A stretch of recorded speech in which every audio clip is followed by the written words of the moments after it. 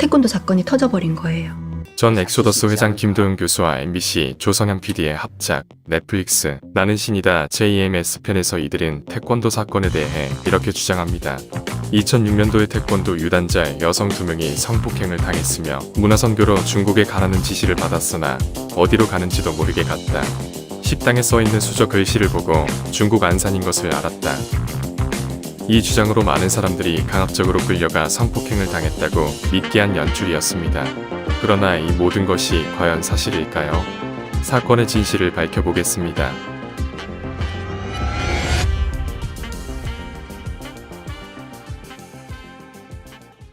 지난 4월 16일 공중파 3사의 저녁 뉴스에는 중국 대련에 도착한 모 종교단체 회원 10여 명이 이유 없이 감금됐고 이들 중 2명이 도망쳤다는 내용이 보도됐습니다.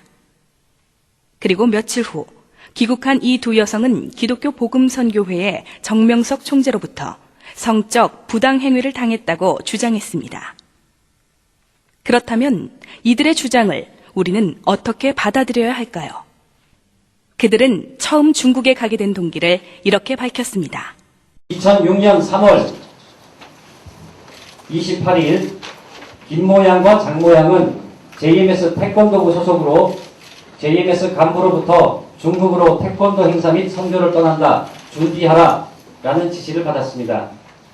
3월 28일 교단이 지정한 시각에 장모양과 김모양이 인천항에 도착했으나 배가 떠나는 순간까지 목적지를 알려주지 아니하였습니다.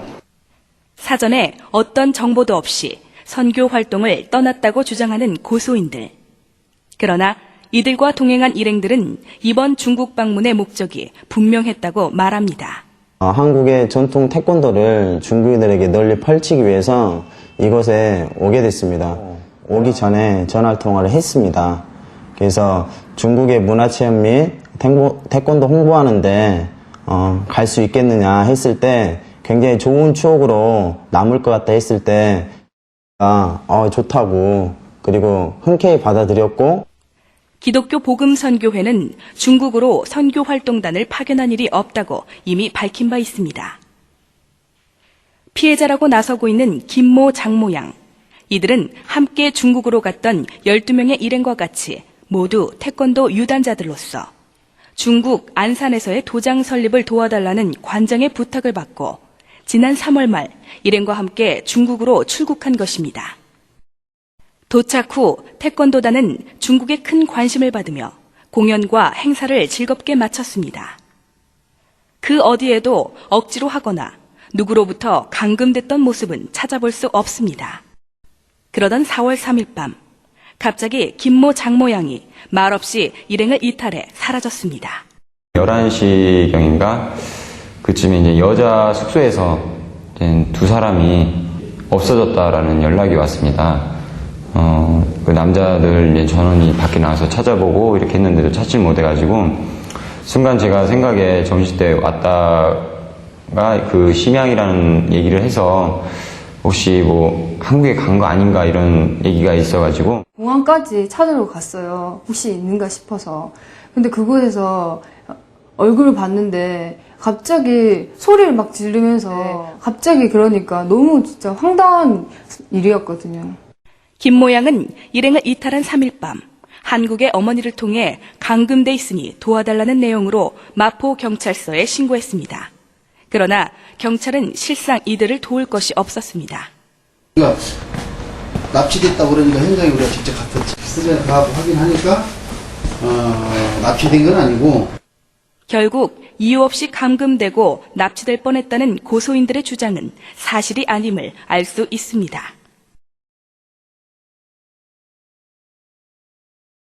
성폭행을 당했다고 주장하는 장모 김모양. 이들은 키 170cm 이상 태권도 4단과 3단에 겨루기가 특기인 유단자들입니다.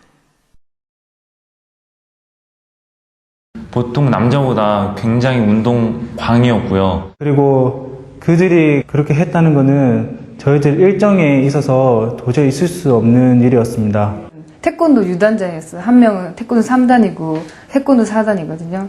그리고 그 언니는 항상 유도 기술 같은 것도 배워와서 후배들한테 목조르기 연습도 항상 해가지고 너무 이제 숨 못 쉴 것 같으면 바닥 칠하고 막 그렇게 항상 연습하고 호신 그런 기술 같은 걸 매일 연습한 언니거든요. 그래서 당연히 정말 더 극적인 어떤 상황이 있을 때는 더 엄청난 일들을 또 이렇게 절대 당할 수가 없죠. 이게 뭐 성폭력 당했다 뭐 이랬다가 전혀 내용이 없었고 사실 고소자들이 거짓을 말하고 있다는 것은 인터뷰 때마다 번복되는 이들의 증언에서도 확인할 수 있습니다. 안마를 하라고 하는 거예요. 면담을 해주겠다며 기도 시간을 가지던 중 안마, 춤, 그리고 면담까지. 진술 때마다 달라지는 이들의 주장을 우리는 어떻게 신뢰할 수 있을까? 피해자하고 자기를 터치했다고 하는 사람하고의 어떤 인간관계도 좀 얘기 해고자 하는 마음에 그럴 수도 있고요. 그러니까 그 대상한테 악한 감정이 있어서 그럴 수도 있다. 그럴 수도 있죠. 예. 예, 그런 경우도 있어요. 여자들은 그런 거 많아요. 정신이 이제 약하다라고 이제 얘기할 수가 있죠. 정상인이라면 자신의 주장을 인정받기 위해 처음의 진술을 번복하지 않는다는 것이 일반적인 상식입니다. 결국 언론은 사실성과 정확성이라는 보도의 생명을 던지고 신뢰할 수 없는 이들의 주장에만 기대 허위 보도를 한 것입니다. 저희가 그런 일이 있었다면 지금 20년간 저희 단체가 좀 이끌어져 왔는데 여기에 굉장히 건실한 분들도 많이 계십니다. 학생들을 포함해서, 저를 포함해서요. 그런 분들이 다 바보가 아닌 이상에는 그런 일이 용납될 리가 없지 않겠습니까?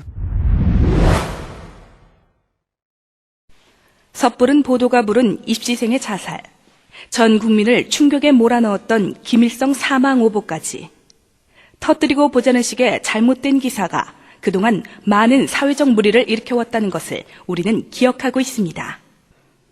이번에도 역시 언론은 정확한 사실을 살피지 않고 마치 정 총재가 7년째 해외 도피 중인 것처럼 왜곡 보도를 했습니다. 실제로 정 총재는 99년 6월부터 2000년 3월, 2001년 2월까지 총 3번에 걸쳐 한국에 입국했고 당당히 조사받은 사실이 있습니다. 이후에도 합법적으로 출국해 해외 선교 및 저작 활동을 하고 있음에도 사실은 외면한 채 허위 과장 보도를 한 것입니다. 또한 MBC는 진행 중인 재판의 일부 판결문을 방송하므로 시청자로 하여금 정 총재가 마치 유죄 판결을 받은 것처럼 오인케 하고 있습니다. 지금 1심, 2심을 거쳐 상고심을 저희가 준비하고 있고요.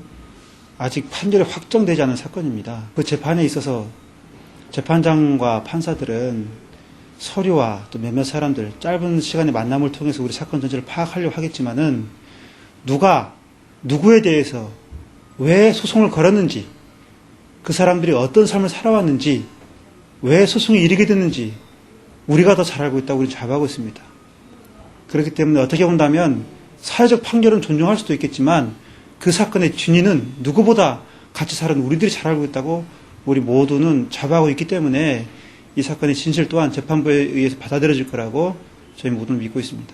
이는 현재 진행 중인 재판의 공정성까지 해치는 왜곡 보도입니다.